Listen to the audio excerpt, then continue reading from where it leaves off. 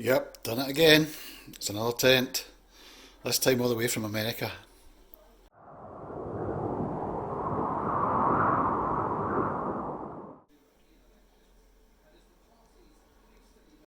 So this is where we're sleeping tonight, on the Isle of Arran, touch wood. Just hope the two of us fit in it. I think my wife may well get a shock when she sees this. But I'm not telling her yet, she's out. Yeah, I can honestly say I have never, despite having had over 130 tents, had a Dyneema tent, so it's a first for me. Included in your, or what you need to include in your weight is the pegs as well. So I've added in 9 pegs, which is what I think I need, and mostly the wee MSR carbon cores. 800 grams it appears to be.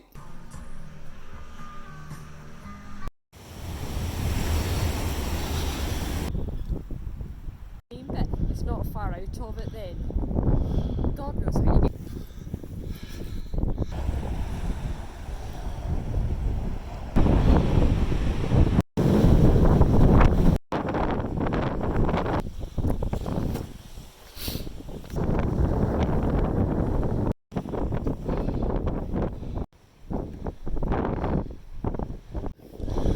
Right, we're on to campsite number 2, or plan B. I'll try and get there before dark.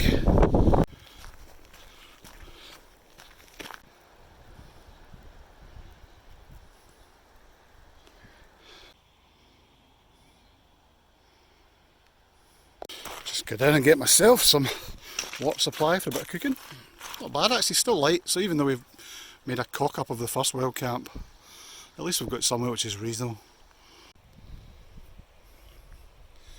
Hope dinner's ready soon, I'm starving. That's me getting off for a fart. Dinner's ready in 10 minutes. There's a big adventure run on tomorrow, that's one of the markers, so they must go by here, I think probably laterally, later on. Ultra something or other, I'll tell you later in the video.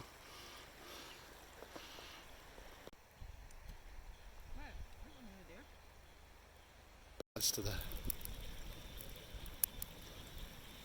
You don't want it a bit bigger than that?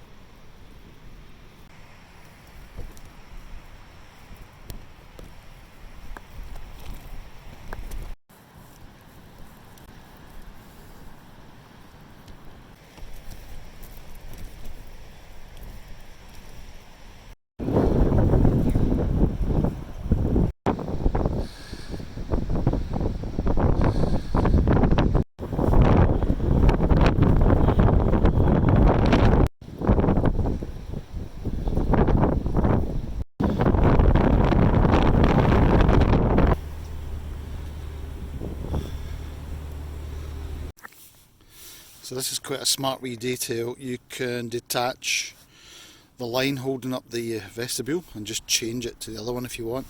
One of my concerns at the weekend there was that the wind, gusting wind, would start to part this zip. There'd be too much strain on it, it would creep, because there's no catch to connect the two.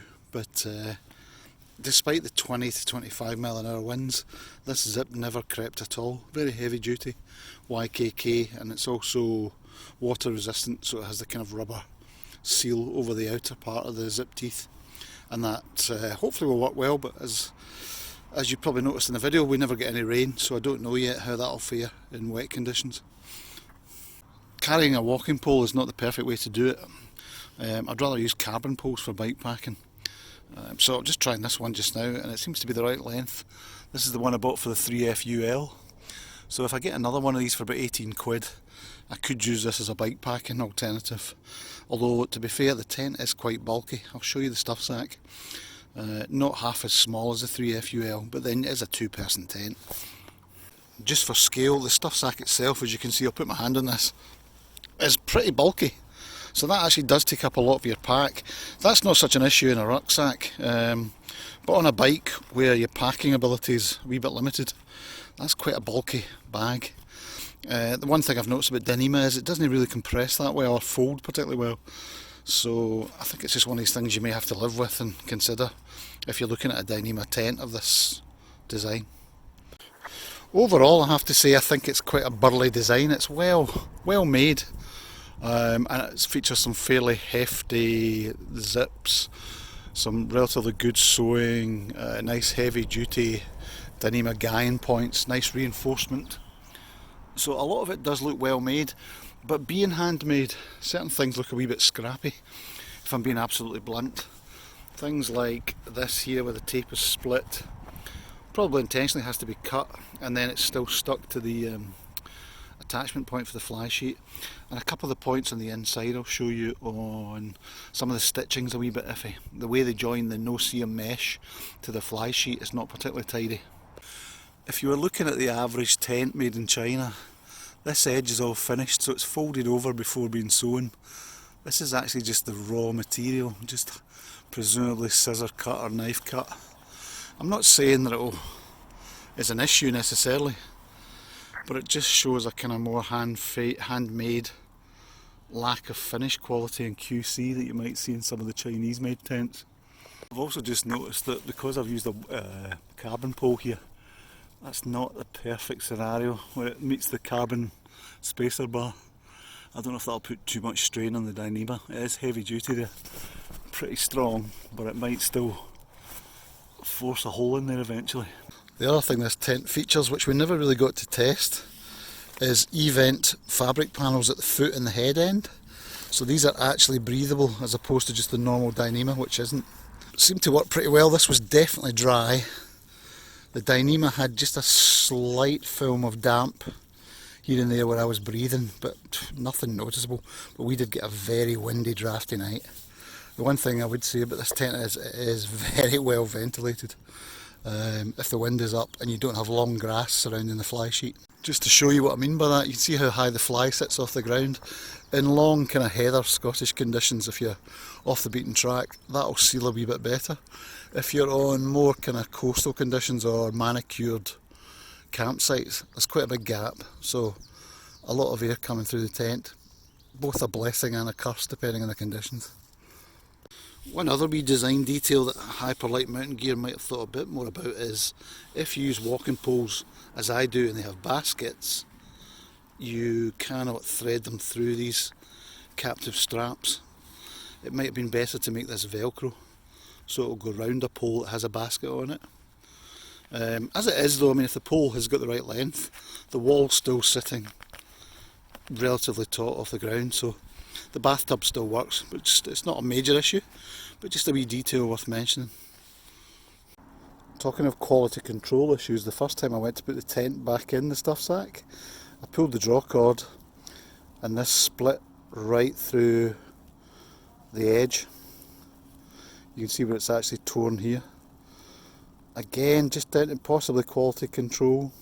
Had they doubled up on the fabric and sewn this correctly, this wouldn't tear through here, but that now looks like that will continue to split the fabric all the way around. So just wee things like that, annoying when you're paying £600-700 for a tent. Not a major criticism overall, but Hyperlite mountain gear, if you happen to watch this, you might want to consider just the fabric that you use here, or how you sew it, so that doesn't happen in the field for other people.